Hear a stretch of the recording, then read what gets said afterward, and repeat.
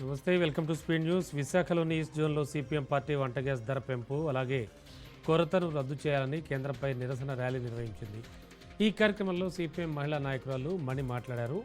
కేంద్ర రాష్ట్ర ప్రభుత్వాలు గ్యాస్ కొరత లేదని చెప్పడం వాస్తవానికి భిన్నంగా ఉందని ఆవేదన వ్యక్తం చేశారు. గ్యాస్ ఏజెన్సీల వద్ద వినియోగదారులు గంటల తరబడి వేచి ఉండాల్సిన పరిస్థితి ఏర్పడిందని, చమురు పుష్కలంగా ఉన్న గోదావరి బేసిన్ నిక్షేపాలను సదుపయోగం చేయకుండా పెట్టారని కేంద్రాన్ని విమర్శించారు.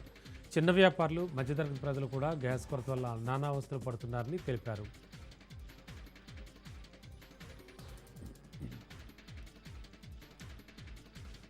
చింతూరు ఏజెన్సీలో గోవుల అక్రమ రవాణాపై పోలీసులు గట్టిగా నిఘా పెట్టారు. ఈ క్రమంలో మోతుగూడెం సబ్ ఇన్స్పెక్టర్ హుస్సేన్ తన సిబ్బందితో కలిసి లక్కవరం జంక్షన్ వద్ద వాహన తనిఖీలు చేపట్టారు. ఈ సందర్భంగా అనుమానాస్పదంగా కనిపించిన ఒక కంటైనర్ నాపి తనిఖీ చేయగా అందులో 89 గోవులు గుర్తించారు. వెంటనే చర్యలు తీసుకున్న పోలీసులు 3 నిందితులను అరెస్ట్ చేశారు. రక్షించబడిన గోవులను గోకవరం గోశాలకు తరలించగా అక్రమ రవాణాకు ఉపయోగించిన కంటైనర్ను సీజ్ చేశారు.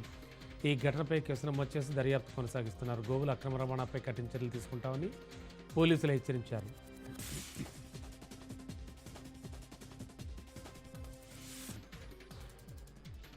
పశ్చిమాసియాలో యుద్ధం ఎఫెక్ట్తో తిరుమలలోని ప్రైవేటు హోటళ్లు మూతపడుతున్నాయి. గ్యాస్ సిలిండర్ల కొరతతో హోటళ్లు మూతపడ్డాయి. 40 ఫాస్ట్ ఫుడ్ సెంటర్లు మూతపడడంతో భక్తులకు తిప్పలు తప్పడం లేదు.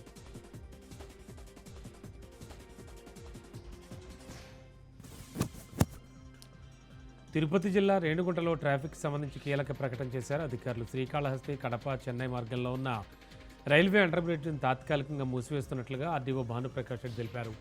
ఈ నెల 23 నుంచి ఏప్రిల్ 22 వరకు సుమారు 30 రోజుల పాటు అండర్ బ్రిడ్జిపై వాహన రాకపోకలు పూర్తిగా నిలిపివేయనున్నట్లు చెప్పారు.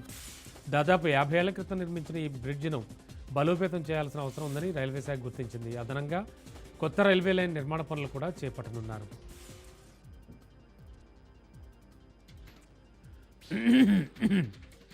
రేణిగుంటలో జరిగిన దోపిడీ కేసును పోలీసులు ఛేదించారు. తిరుపతి జిల్లా రేణిగుంట మండలంలో ఇటీవల జరిగిన దోపిడీ ఘటనపై దర్యాప్తు చేపట్టారు పోలీసులు. నిందితులను గుర్తించి అరెస్ట్ చేశారు. ఈ కేసులో 2 నిందితులను అదుపులోకి తీసుకున్న పోలీసులు వారి వద్ద నుంచి దోపిడీకి గురైన సొత్తును స్వాధీనం చేసుకున్నారు.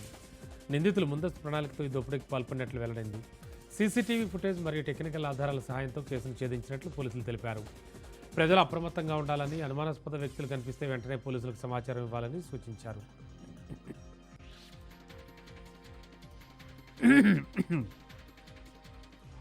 మహబూబాబాద్ జిల్లా కేంద్రంలో జరిగిన అవగాహన సదస్సులో జిల్లా ఎస్పీ డాక్టర్ శబరీష్ కీలక పిలుపునిచ్చారు. గంజాయి మరియు ఇతర మాదక ద్రవ్యాల వినియోగాన్ని పూర్తిగా నిర్మూలించి జిల్లాను డ్రగ్స్ ఫ్రీగా తీర్చిదిద్దేందుకు ప్రజాప్రతినిధులంతా కలిసి పనిచేయాలని ఆయన అన్నారు.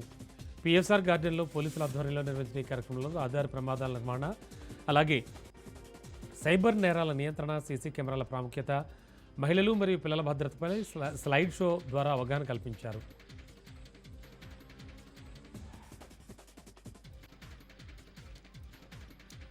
మహబూబాబాద్ జిల్లా కేంద్ర ప్రభుత్వ ఆసుపత్రిలో జిల్లా కలెక్టర్ స్నేహ శబరీష్ ఆకస్మిక తనిఖీలు నిర్వహించారు. ఆసుపత్రిలోని ఓపీ వార్డ్, ఐసీయూ, పీడియాట్రిక్ విభాగం, ఎన్ఎస్సీయూ, అలాగే జనరల్ వార్డులు, మందుల పంపిణీ గదులను పరిశీలిస్తూ పేషెంట్లు, వారి బంధువులతో కలెక్టర్ స్వయంగా మాట్లాడారు.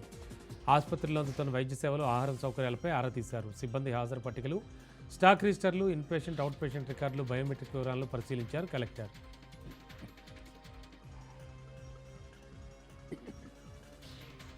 నెల్లూరు జిల్లాలో అక్రమంగా తరలిస్తున్న పీడీఎస్ బియ్యాన్ని విజిలెన్స్ అధికారులు పట్టుకున్నారు. కోవూరు నేషనల్ హైవేపై వాహనాల తనిఖీలు నిర్వహించిన అధికారులు చెన్నై వైపు వెళ్తున్న ఐషర్ లారీ నాపి పరిశీలించారు. తనిఖీల్లో భాగంగా యాపిల్ బ్రాండ్ పేరుతో ఉన్న ప్లాస్టిక్ సంచుల్లో పబ్లిక్ డిస్ట్రిబ్యూషన్ సిస్టమ్కి సంబంధించినటువంటి బియ్యం అక్రమంగా తరలిస్తున్నట్లు గుర్తించారు. మొత్తం 600 సంచుల్లో 156 క్వింటాల బియ్యాన్ని స్వాధీనం చేసుకున్నారు. ఈ బియ్యం విలువ సుమారు 7,56,000 రూపాయలుగా ఉందని అంచనా వేయగా లారీ విలువ 10 లక్షల రూపాయలు, మొత్తం స్వాధీనం విలువ 17,56,000 రూపాయలుగా ఉందని అధికారులు తెలిపారు.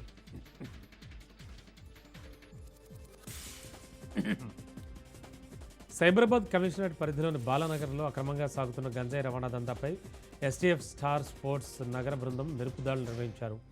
పక్కా సమాచారంతో రంగంలోకి దిగిన అధికారులు స్పెషల్ ఆపరేషన్ చేపట్టి ముఠాను బట్టబయలు చేశారు. ఎస్టీఎఫ్ సిఐ వెంకటేశ్వర్ల ఆధ్వర్యంలో జరిగిన ఈ దాడుల్లో సుమారు 1.4 కిలోల గంజాయిని స్వాధీనం చేసుకున్నారు. ఈ కేసులో ప్రధాన నిందితుడు శక్తి శివను పోలీసులు అదుపులోకి తీసుకున్నారు.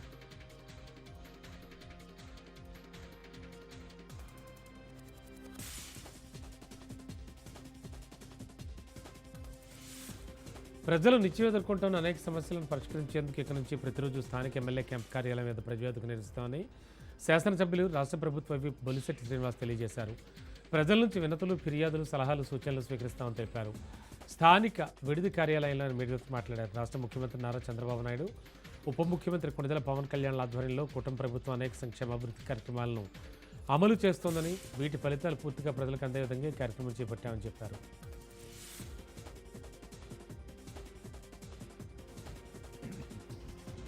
హైదరాబాద్లో సంచలన ఘటన చోటు చేసుకుంది. వైద్యురాలిగా నటిస్తూ రోగులను మత్తులో ఉంచి బంగారం దోచుకుంటోంది ఓ కిలాడి lady. Secunderabad task force, market పోలీసులు సంయుక్తంగా నిర్వహించినటువంటి ఆపరేషన్లో గౌండ్ల శిరీష అనే మహిళతో పాటు ఆమె భర్త సాయి కుమార్ గౌడ్ను అదుపులోకి తీసుకున్నారు.